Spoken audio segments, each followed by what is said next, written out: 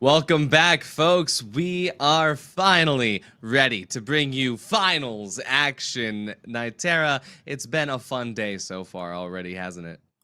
Yeah, it has been quite a beautiful one indeed. And the only other beautiful thing I see here is you and your beautiful face as we go into this one. I mean, if I had to come back in here looking at that, the only thing contesting that is the finals.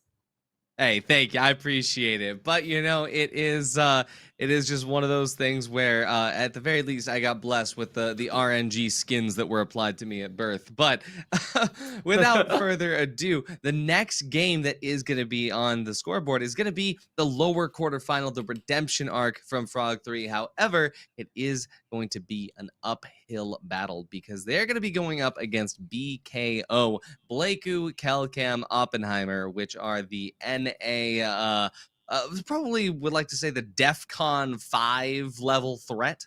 Hawaii 5-0, so to speak.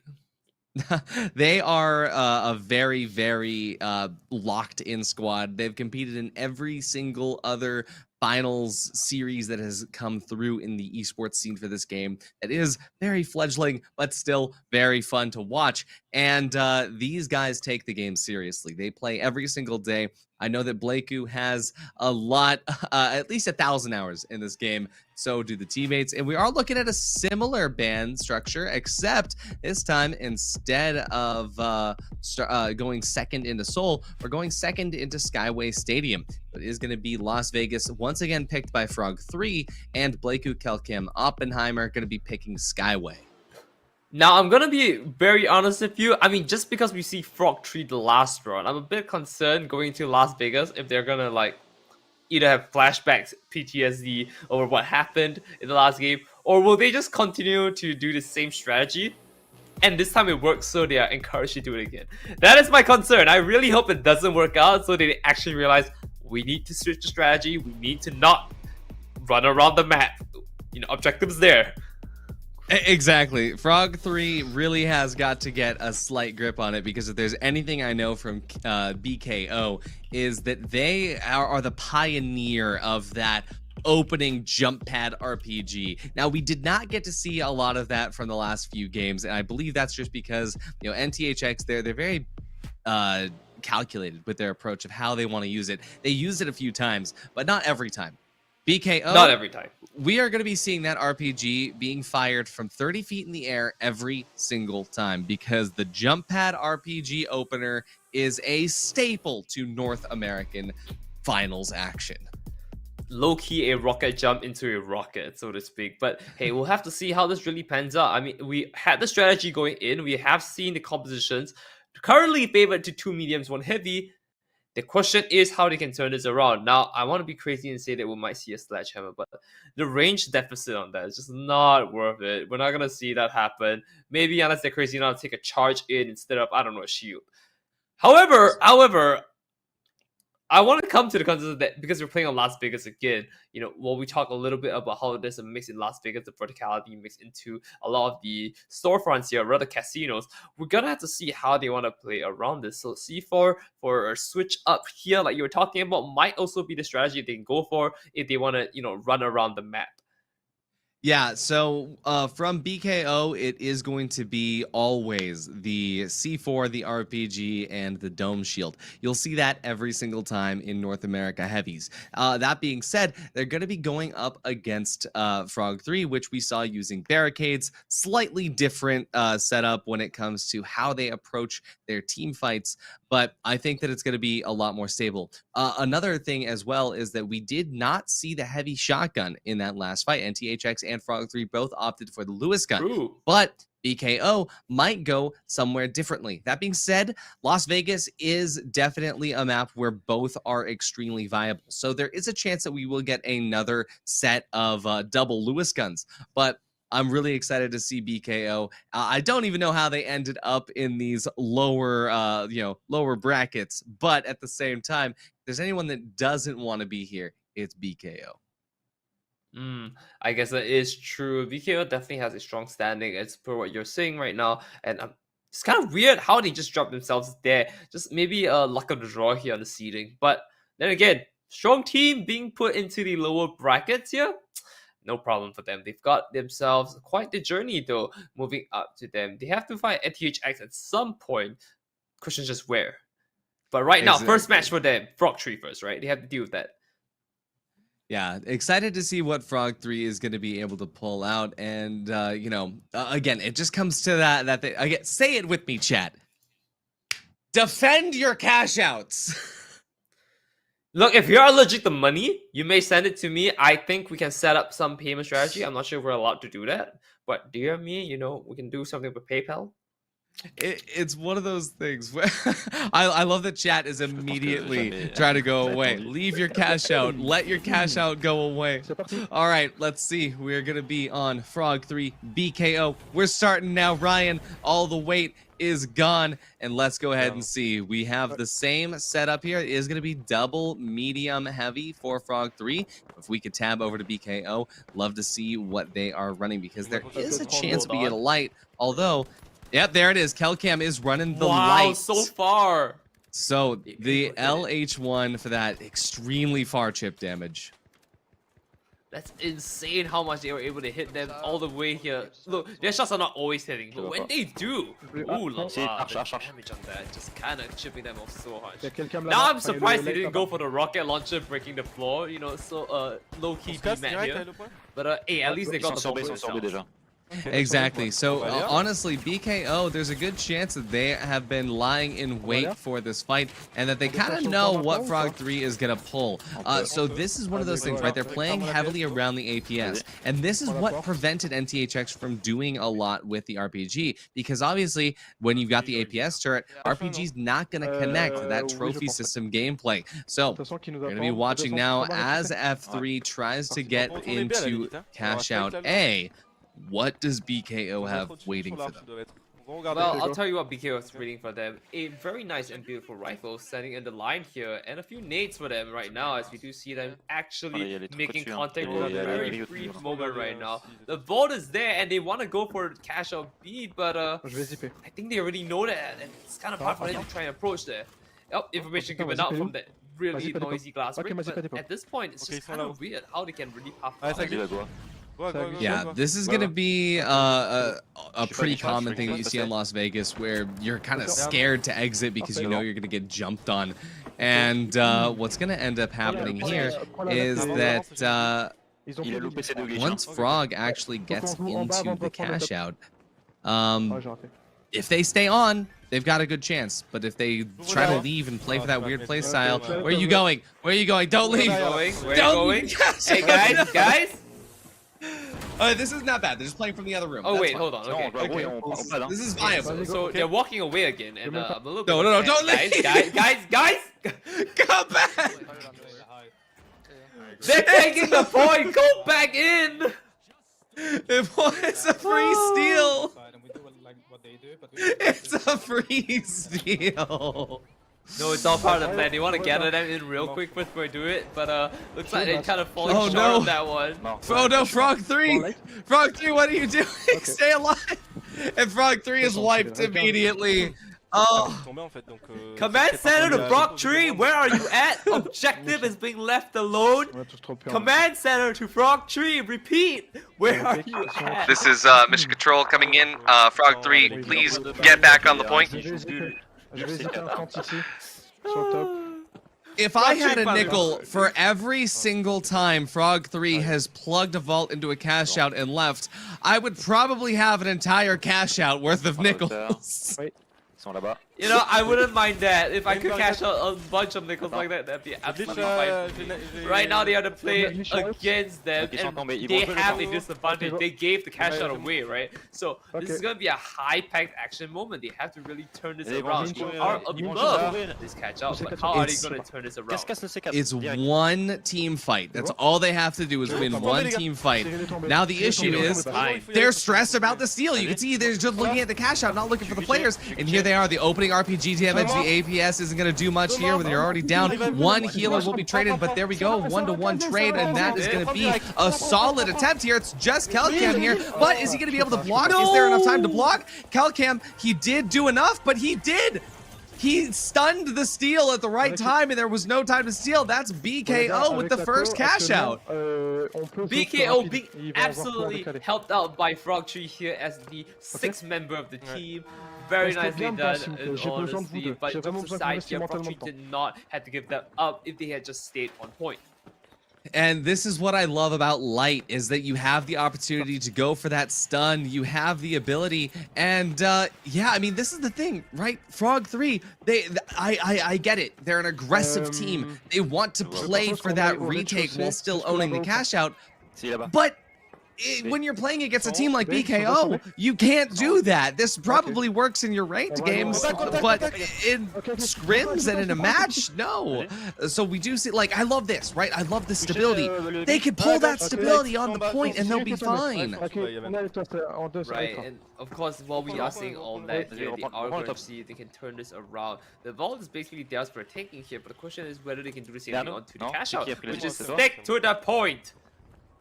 Exactly. Stick to the point indeed. I have just been given word that unfortunately Kelcam's stream is not running the same 30-second delay. So whenever we jump to BKO's POV, we are looking into the future. So I think that we'll be sticking on Frog3's POV for the time being.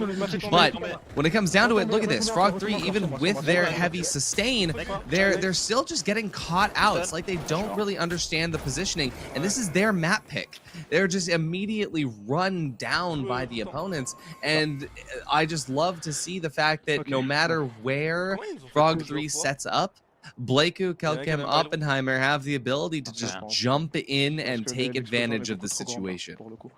Right now, the situation is definitely looking very bleak for side of Frog3 here. They are in the back foot and on a lower bracket here. They cannot afford to keep giving up these cash outs. I mean, if you're gonna do that after you get the cash out. You know, don't donate it to a firm or something. You know, that's all fine and good.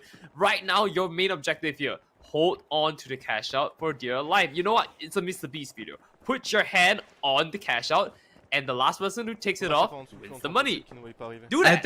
At this point, that would be a better strategy than what they're pulling out now. And you know, there might be Frog3 enjoyers that are saying, no, it's 40 chests. Let them play, let them cook. But at the same time, we've been letting them cook, and I'm still hungry.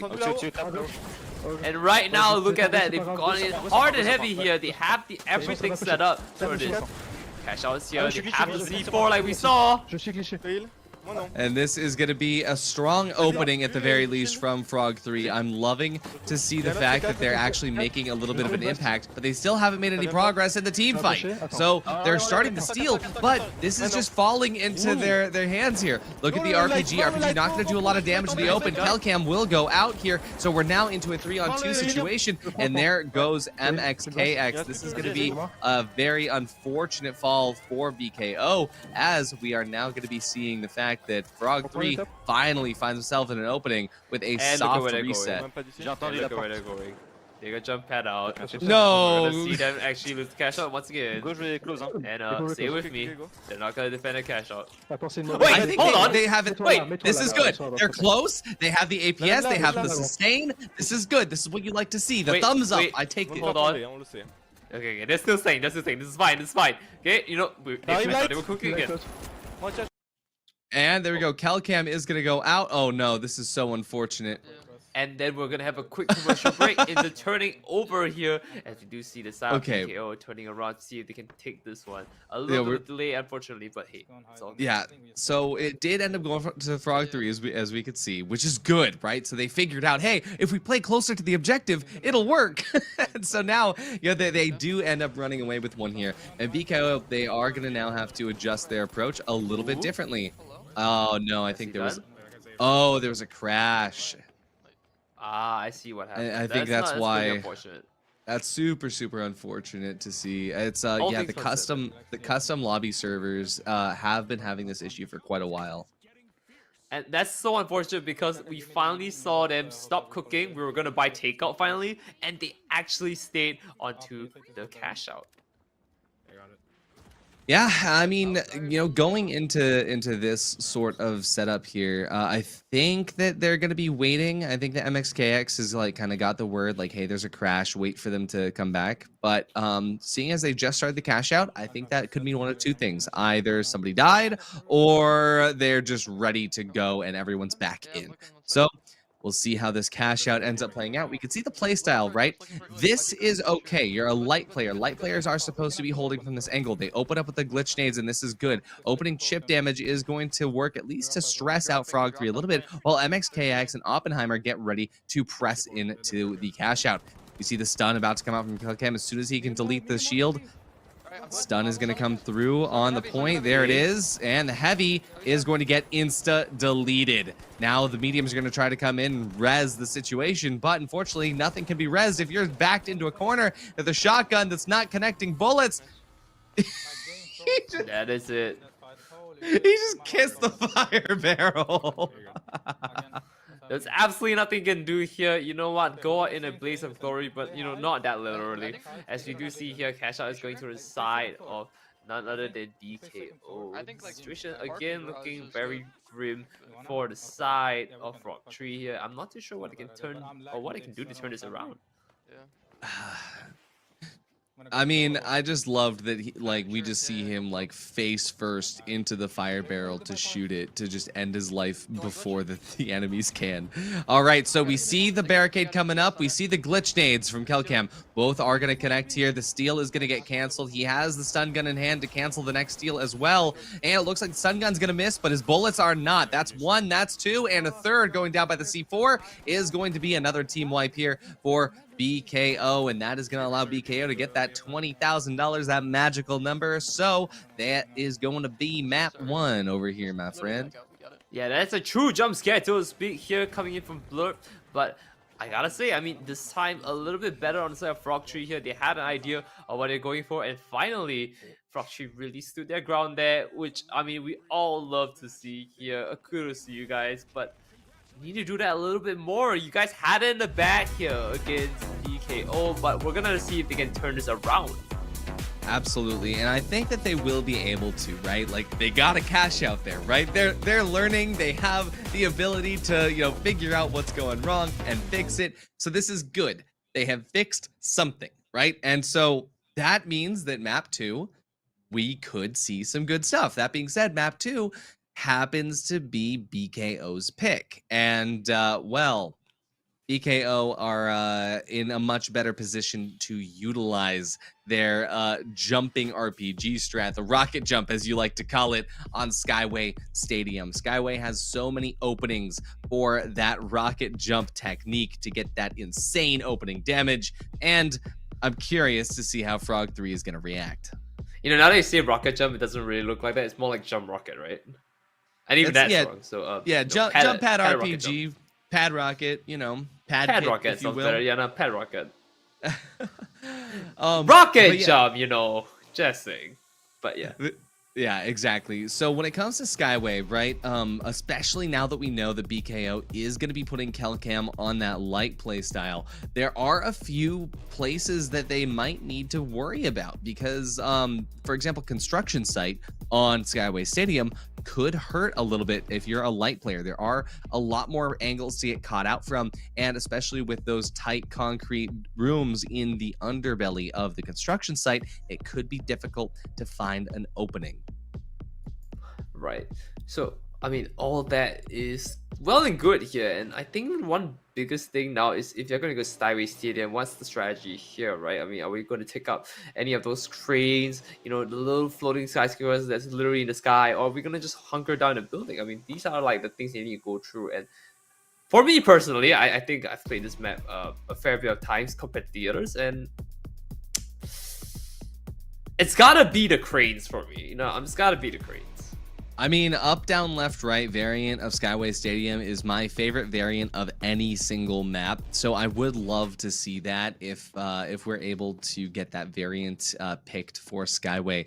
The other thing as well on Skyway Stadium is that, well, if Frog3 just can't help themselves but to escape from the cash out that they're holding, There's a lot of places for them to do that, but at the same time, if we go to the house that you can see right at the middle of that map preview right there, if they go on that house cash out, then there are less places for them to run away to, which means I think they could be more successful. But if it does end up going to the hospital, which is at the very back of that map preview that you're looking at, well, that hospital has a lot of places where Frog3 might just succumb to the same sort of errors that we're used to seeing from them. We'll have to see how this turns out already, because right now, the one thing that they have going for them is that in Skyway at least, lots of places where you don't really have a lot of room to run around, especially if you take the higher ground, like the literal floating ground. Then, of course, there's a chance here that they could win purely because they are left with the only option to stay put. I mean, like, you don't want to drop off from your cash out, right? But what if they do jump on a cash out? And that's kind of the scary thing for me right now. If they do, then I'd be speechless. I don't know if I can cast anymore. So, Artie, just know that if I stop talking, there's a reason why. I mean, the thing is, you can't be scared of the cash out. And Frog3, they have the anchor ability, right? When they put out those barricades, they put down the APS, and they have their healers ready to just support the heavy to do what he does best, then I'm so confident in them, because it did give BKO a little bit of it gave them a little bit of a stressful situation to deal with when it came down to those team fights. But it only worked once. We have to see them put themselves into the right situation to make it work again. Well, we'll have to see whether they will get the right situation, because, I mean, things has not been lining up for them. Let's be fair here. So if we go back into it later on, we'll figure out how they're gonna turn this around here. But Frog3 has only one more chance to make this work here, as they're down to match point here, which on the side, not looking too good for them. I mean, like, if they really want to hold this position down, then you gotta hold on to that cash out. So hopefully they have to not run away from it. They have to not run away from it. It's been 3 maps now against 2 different teams. Frog3, don't run away from it. We've learned this. You might even say this is like a Bible for the finals, right? Like, don't leave the checkpoint. Don't leave your cash out. Stay on it. Like, that's what you need to do. Why are you running away? It's just so funny. Every time we see Frog3 just running in, it's like, yay, they're sticking on. They're only 1 room away. This is perfect. And then just, where are you going? No, please go back. Oh my gosh. And yeah, I mean, in this case, it's a little bit different than we're used to, right? Because it's Frog3 that leaves and it's BKO that takes the kids. It is what it is, but at the same time, we are getting everybody into the lobby ready to go for the next one. Every day when I look at Frog3 and how they just leave the cash out, I feel like we stray further away from God. just a little bit for each time. Every step that Frog3 takes away from their own cash out is a step that I take towards the edge of my balcony. The match is going to be starting right now, Nightera, so we don't have to wait too much longer. I'm super excited to see what BKO has cooking for us on their map pick of Skyway Stadium. I'm a little bit excited too, because, I mean, if they were to choose to hunker down into any of the buildings here, the dematerializer can come in here. C4, not super effective given how high or each floor is. It's not going to really do too much damage or really disruption here. But then again, we might be able to see a few tricks up their sleeve here. I mean, building destruction is a thing. Demolition works can be a part of the strategy now onto this map.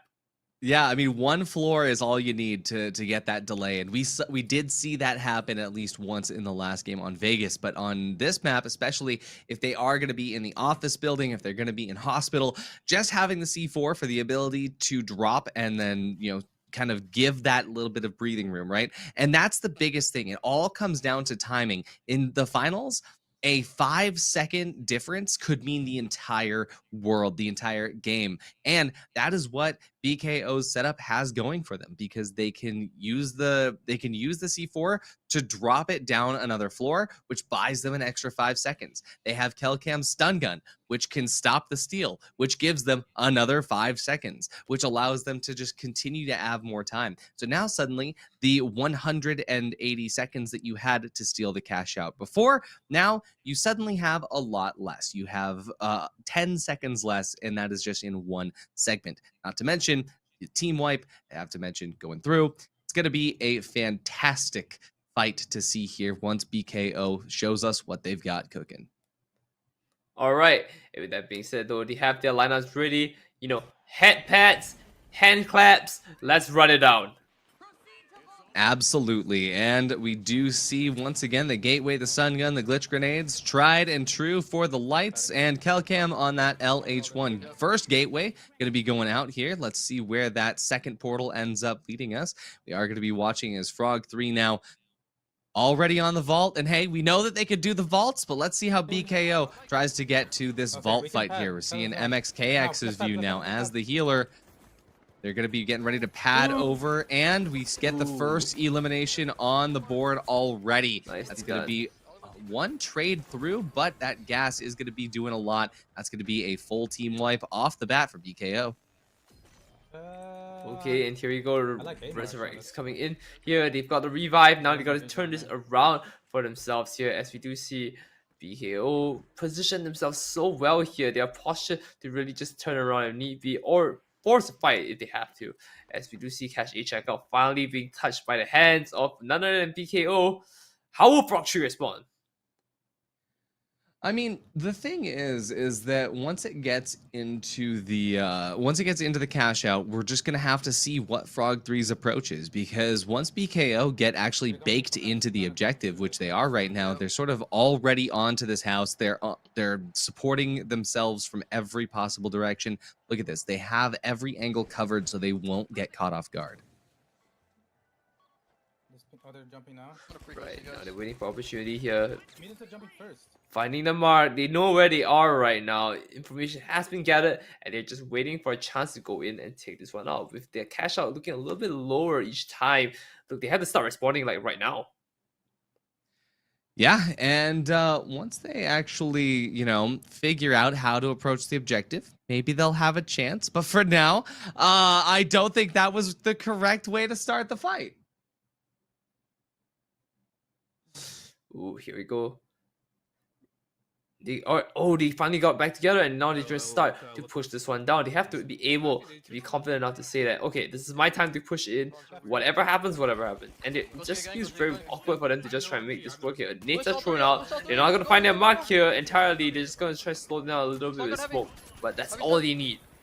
Look at that. Kelcam has the perfect positioning and angles to just do some insane damage. Frog3 can't even get close to the point.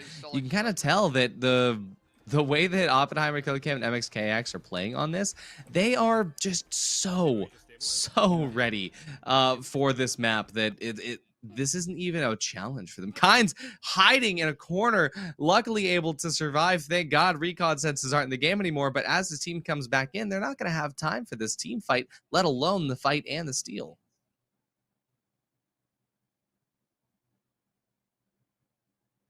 Ooh, here we go.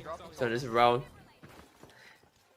Finally getting the revive here. We might be able to see them turn this one back at it again here already. And taking one from Basila here. Frog3 is now down one player. Second one down. There it is. The assist on the next one here. Last player standing here. Already, I think they might be going down for the count here. And this cash out is going to the favor on side of BKO.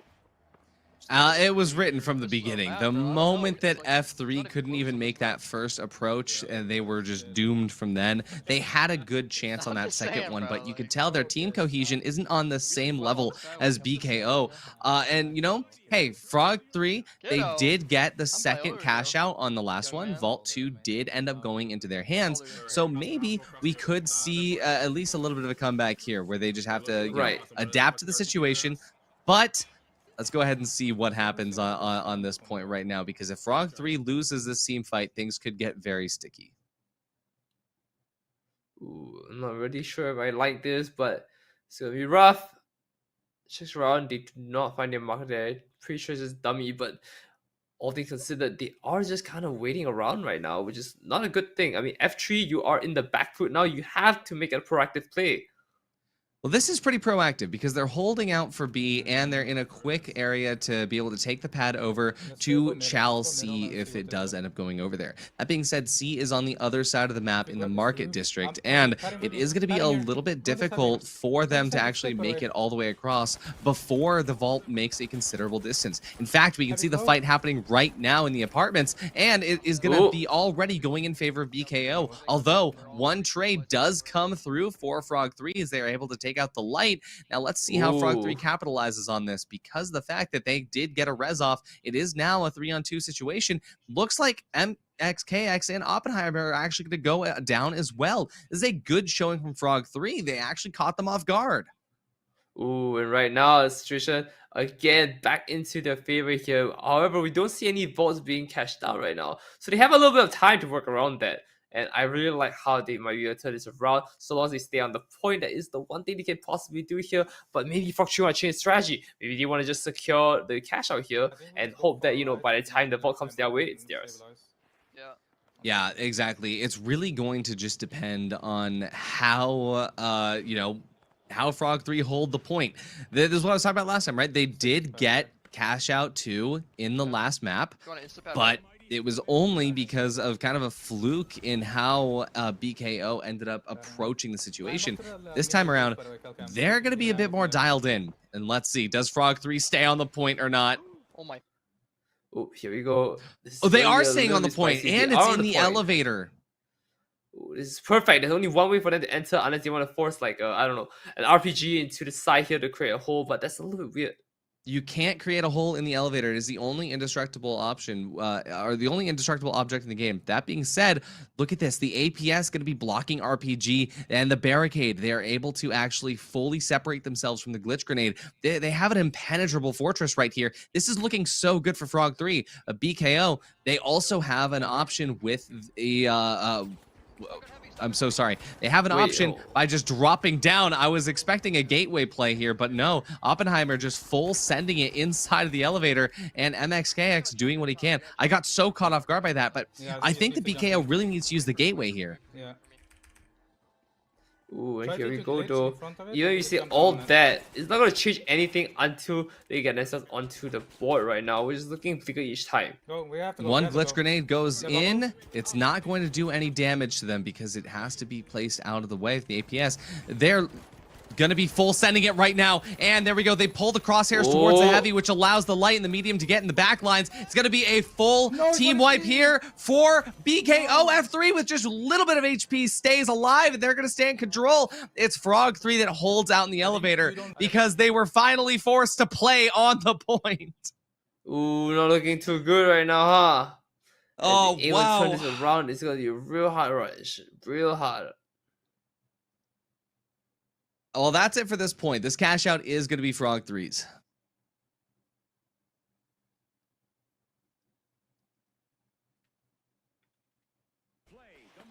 Bro, I hate elevator. That shit is so good. Ooh, and now they can turn this around here. Well, I'm hearing a lot of comms right now, and I'm not too sure what is going on about this. Yeah, so the main thing that's happening right now is that BKO is figuring out if they just let Frog3 take control of the vault or if they are a bit more proactive on this one. And it looks like they are going to try to be a little bit more proactive. Now, Ryan, I want to get your opinion. Do you think the Frog3 won that just because it's the elevator? Or do you think they could have pulled that strat out anywhere else? Truly, I say to you, does my elevator have 3 walls and a hole in the middle? Yes, it has, and that's the only reason they won. I'm going to be very honest with you. I do not possibly think that they could have done that if it were an open area. If they had 2 walls and like 2 openings, I think that would have been sealed the deal. You think that might have been a little bit too much for them to deal with? There might have been too little or too many openings for them. You know, 1 is good enough for me. There's a reason why it's Frog3, right? Frog3 walls around them. But that is how it is. So as we turn around, oh, no, we're on Oppenheimer's in a bit of a weird offline. He's in a little bit of an offline situation. There we go. Back to Frog3. Let's go ahead and see. I do believe they meant to switch over to MXKX or Kelcam's POVs. But as we are looking at Kinds, we see exactly how they're setting up for this push. It does look like BKO is going to be ultimately in control of the vault, and I believe they're taking it over towards the office building. Can they see him? Oh, they do. Yeah, I believe that Frog3 is in a good spot here. If they take the pad over initially, they can get this height because that is going to allow BKO to, at the very least, be in a disadvantage for pushing Cash Out D. They could always just turn tail and push Cash Out A instead. Right, and so now in the situation that we're at, doesn't look like they can really do anything. They're just trying to find their marks here, jump around and see if they get anything here. Or behind in such a weird situation, but hey, that's all good here. They have the vault in their hands here. The cash out is very nearby. As we see them. Ooh, wait, we had that this whole time? Wait. Hey, bring that back, bring that back. Bring that back. That was so cool. Okay, wait, I think they're still cooking on it, but it does look a little bit. Wait, who's in nighttime? Okay. Anyway, so as we could see from this, though, the fight is not going the way that that Frog3 really anticipated it, because BKO, even though it was Frog3 who led the initial approach, BKO ends up with control of the cash out. They're going to be able to get the cash out already started up in the apartments here in the market district. And as we get ready to see what their setup is going to look like, it is going to be a more separated approach here, not all folding together, because the fact they know exactly what Frog3 is going to try when they approach.